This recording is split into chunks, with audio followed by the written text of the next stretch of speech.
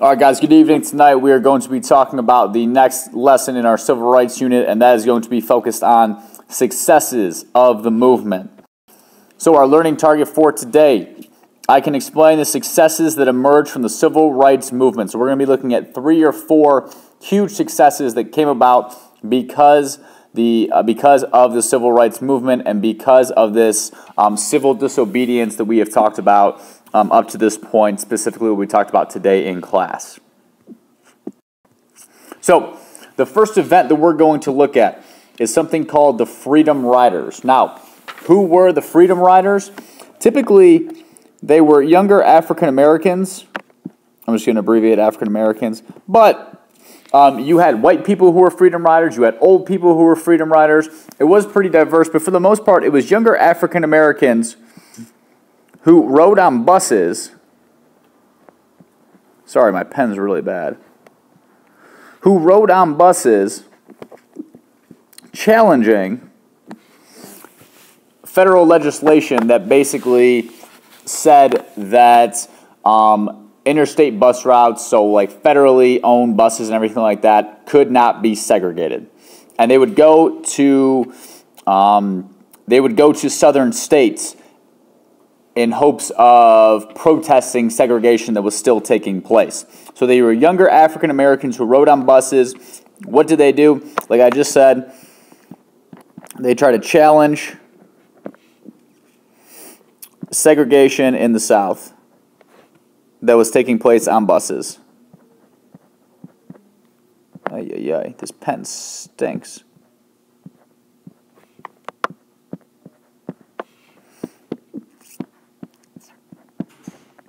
And why did they do it? Well, they were kind of calling out the federal government.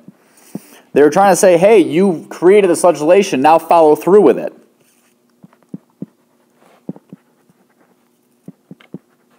Now, how they did it was pretty incredible, because what they realized was going to happen is they realized that if they went into these southern states, they were going to get the crap beat out of them. They had bombs thrown at them. They had their tires slashed.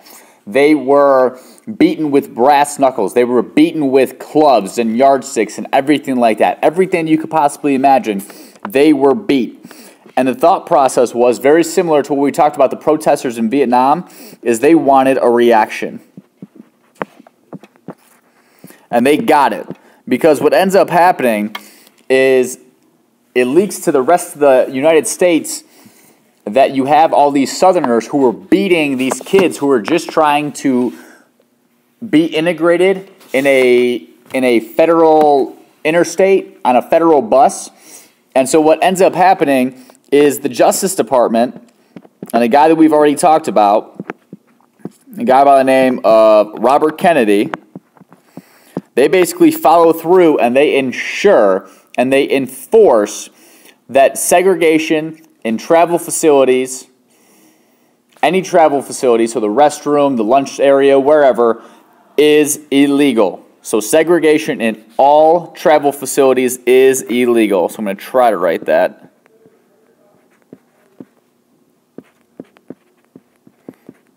Okay, so travel facilities must be integrated. And again, there was no violence on the part of the Freedom Riders. They had all the violence happening to them. So going along totally with this idea of civil disobedience. Next one we're going to look at, marching into Birmingham. Why Birmingham? Because Birmingham was basically considered the segregation center or the segregation capital of the U.S.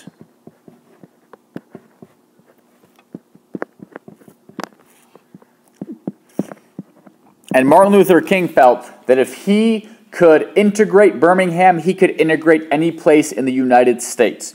So what happened is they would march into Birmingham. You had Dr. King leading a march into Birmingham. But what ends up happening is during his march, he is arrested. And he's forced to sit in jail. And he writes his famous letter called Letter from a Birmingham Jail, which we are going to look at.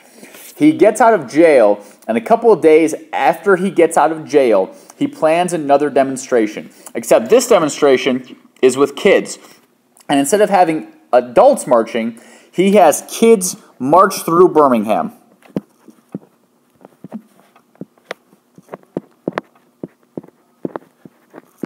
Now, did he know that the Birmingham Police Department, the Birmingham Fire Department, did he know that they were going to use violence on these kids? Yeah, of course he did.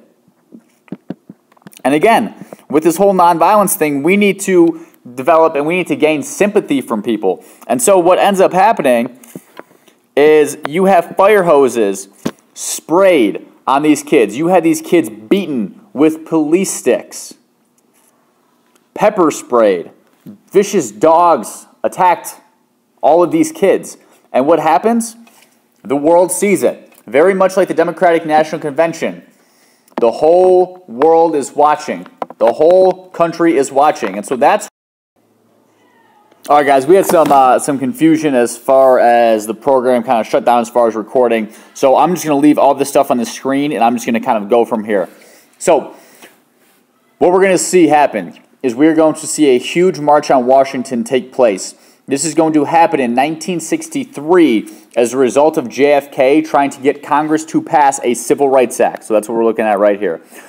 So we are trying to pass a Civil Rights Act. And the biggest thing that you guys know, without a doubt, that's going to happen that at the March on Washington is the I Have a Dream speech that MLK kind of goes about. I have a dream, blah, blah, blah, blah. You guys know the rest.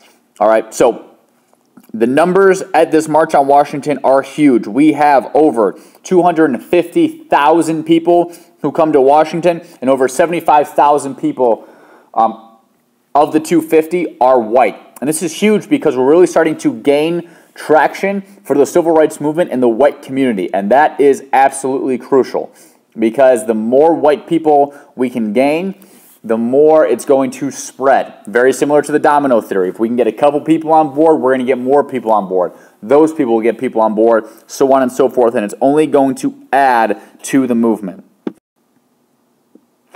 Now, two pieces of legislation that are huge that we have to make sure we know. I'm going to do my best to kind of go over these and follow these with you guys. The first one is the Civil Rights Act of 1964. So what happens during the Civil Rights Act of 1964? Why it's passed? JFK, this is the same Civil Rights Act that caused the March on Washington. JFK started it. Unfortunately, he was assassinated in 1963. His successor, LBJ, who we talked about at length during Vietnam, he vows to get the Civil Rights Act passed, and it does pass in 1964. And what this does is it makes discrimination illegal in all public facilities. Now, when we talked about Brown versus Board, I led some of you guys in the wrong direction because I told you that Brown v. Board was actually the legislation that stopped segregation.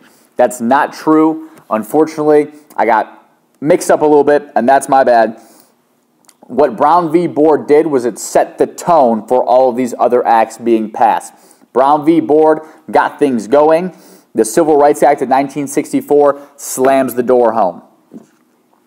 So, Brown v. Board and the Civil Rights Act of 1964, they basically do the same thing. The Civil Rights Act of 1964 just makes it all public facilities, where Brown v. Board made it just schools. The next piece of legislation we're going to look at, the Voting Rights Act of 1965. A huge problem that African Americans have is that they do not have the ability to vote. By law, they do, but there are a lot of things that are stopping them from voting. And so we see right around only 10% of African Americans in the South have the ability to vote. What the Voting Rights Act of 1965 does is it outlaws literacy tests.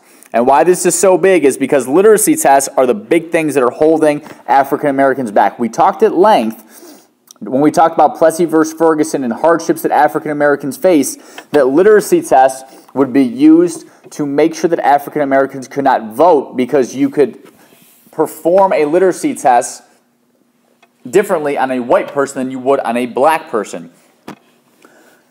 Because literacy tests are now banned, it makes it a lot easier for black people to gain the right to vote.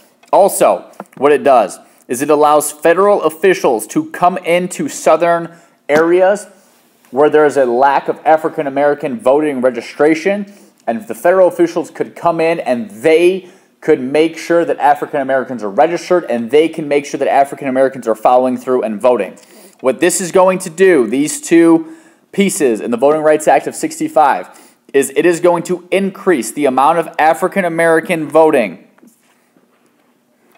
from 10% in 1964 to over 60% in 1968. That is huge. 10% all the way up to 60%. That is absolutely incredible. So this is going to be huge because if African Americans can vote, they have a say in the government. If they have a say in the government, then they are more powerful within the scope of the law.